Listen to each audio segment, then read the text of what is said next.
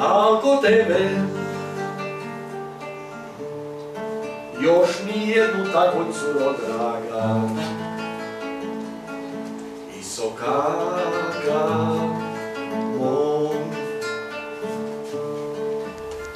Az Agussano, a horvát klub feladata elsősorban kulturális rendezvények szervezése a Pécset és Baranya megyében élő nagyszámú horvát közösség számára, de tevékeny részt vállalnak a régió horvát nemzetiségi kulturális hagyományőrző életében is.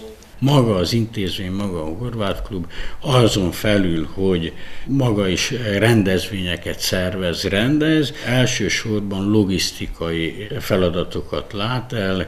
A megyében több mint 40 horvát nemzetiségi önkormányzat működik, ezek az önkormányzatokkal is tartjuk folyamatosan a kapcsolatot, horvátországi partnereinkkel, intézményekkel, információt cserélünk, közvetítünk ki fellépőket.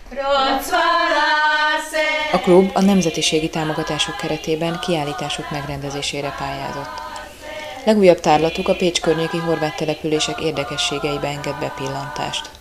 Az volt a cél, hogy mutassuk be a Pécs környéki horvát települések, az úgynevezett bosnyák falvaknak az építészeti hagyományait, hát képekben, fotókban, és természetesen nem szakmai szemszögből, hanem újságírói szemszögből, illetve fotós szemszögéből készültek ezek a felvételek. Nagyon örültem, hogy minden településen, minden faluban más-más volt az, ami megragadta az embernek a szevét. Minden faluban kiválasztottak egy-egy érdekes témát, motívumot.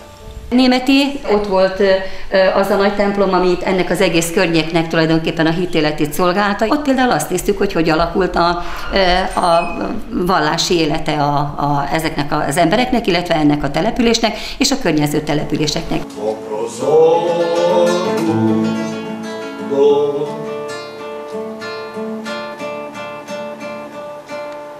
Još i danas